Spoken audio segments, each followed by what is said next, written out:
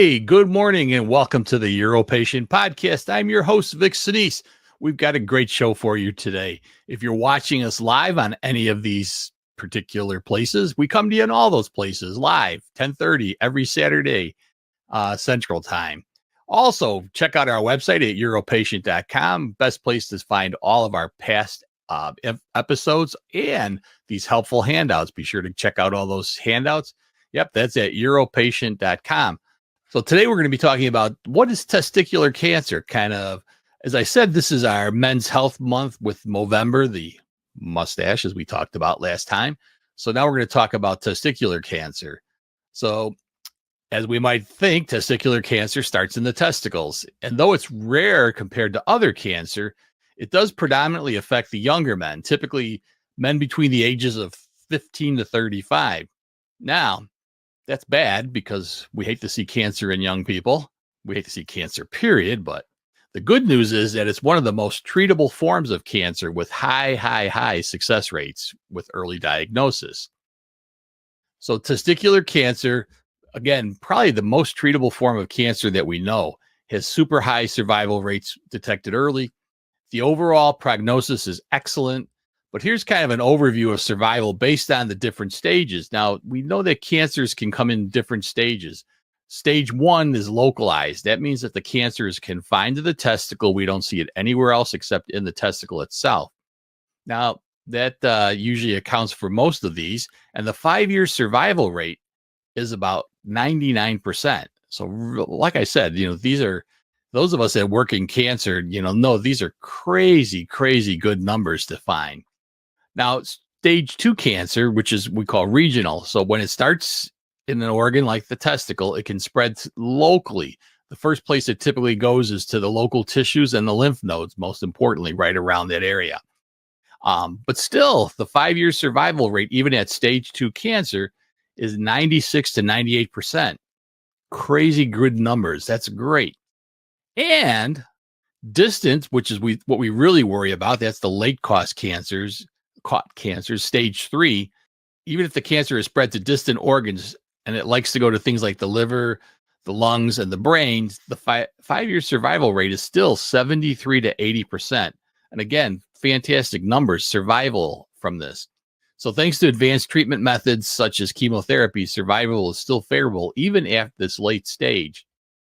Now, this is a picture here of Lance Armstrong, a renowned cyclist. He was diagnosed with testicular cancer in 1996 at the young age of 25. Now, his case was highly advanced cancer. He had probably ignored the large mass that was forming in his testicles. But what happened is he started to develop the signs of metastatic disease. So when he was diagnosed, he had stage 3. Remember, that spread to other organs. And it already had spread beyond his testicles to his abdomen, his lung, and his brains. So metastatic cancer, in most cancers, that's kind of time to start looking into hospice. But remember, this is testicle cancer.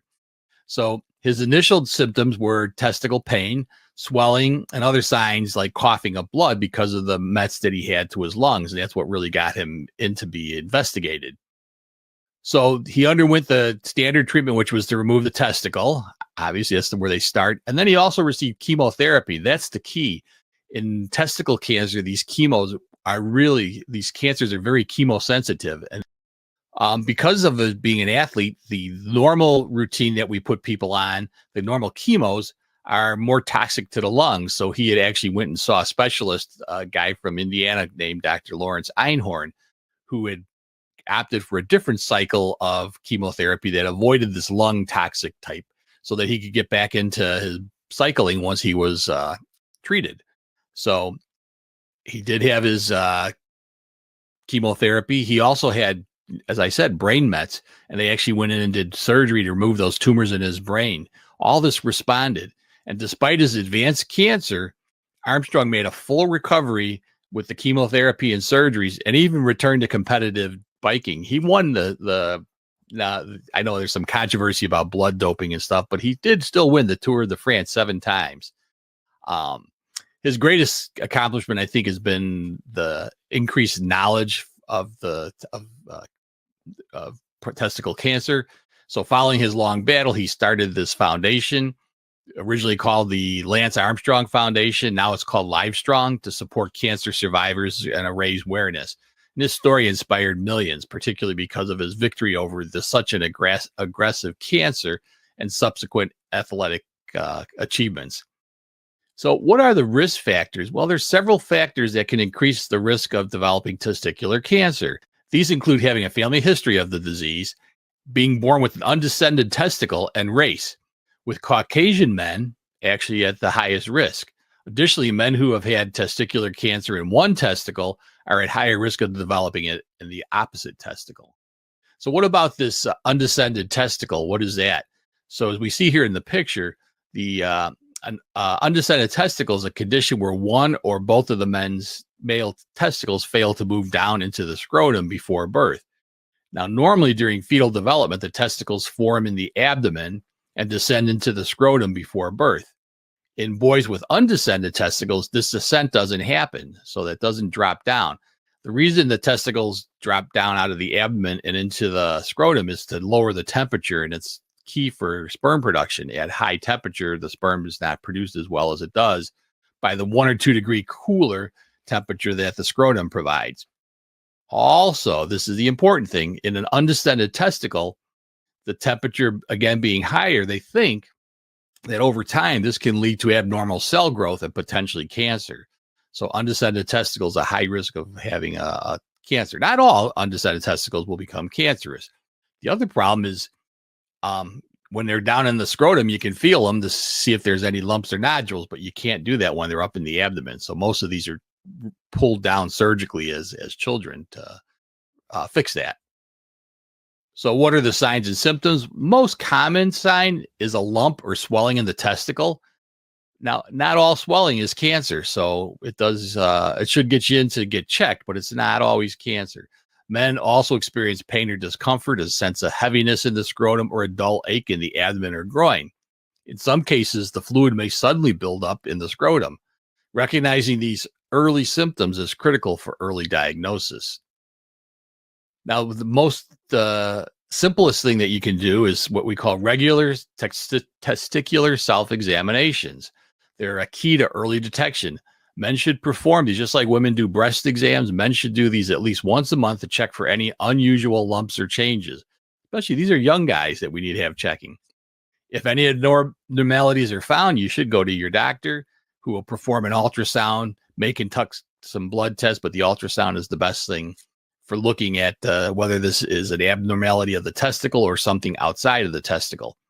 Now, biopsies, we do biopsies to check for tumors, are rarely done in testicular cancer because of the concern that it could seed the tumor to go other places. So typically, if the high index of suspicion is cancer, they will remove the testicles surgically to remove it and diagnose it.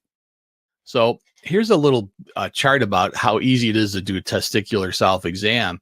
You just want to kind of, as you see in that figure there, cup the testicle between the fingers and kind of roll it between your hands and feel for any lumps or bumps on the actual testicle itself. Now, as you see in number 3, there is a cord that comes down that you can sometimes feel. We're not worried about that cord so much. It's going to feel like a little, almost like worms, we sometimes say. But the consistency of the testicle should be very smooth and both should feel the same. Now, sometimes one testicle might be slightly bigger than the other. That's perfectly normal.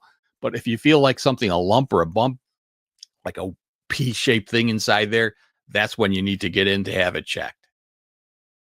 And treatment for testicular cancer normally starts with surgery. As I said, you have to remove the unaffected the affected testicle to find out what it is and if it's cancer, what type of cancer it is, because different types of cancers form in the testicles. We call them seminomas and non-seminoma.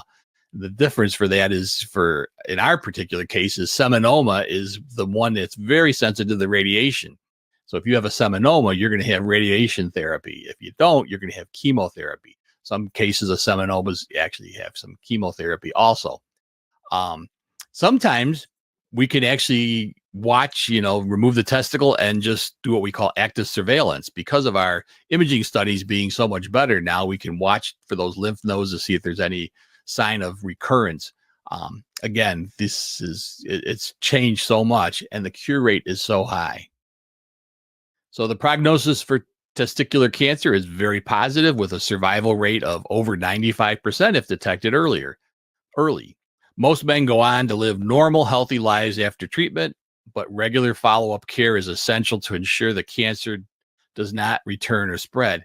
And that's key. One of the big difficulties in this particular disease is we're dealing with young guys, and they get treated. They think they're in the clear, and they fail to follow up despite us even sending letters. Hey, you should come back. We don't know. People may have moved. What's happened? And I can tell you, I remember one case of a young guy in our practice who just did that, never came back for follow up, and we later found out that he had actually died of his disease because it had spread so bad. So don't think you're off the hook because it's a highly curable. You have to follow up. Raising awareness, again, is crucial. That's why we're doing this during this Movember. Young men don't think about the risk of cancer, but testicular cancer is something that can affect them. Encouraging regular self-exam and early medical consultation if something feels off can save lives. So I hope you enjoyed today's show. Again, we're going to keep up with these Movember subjects on men's health. I think it's really a great time to focus on that. And keep tuning in to the UroPatient podcast, and we'll see everybody next week on the UroPatient podcast.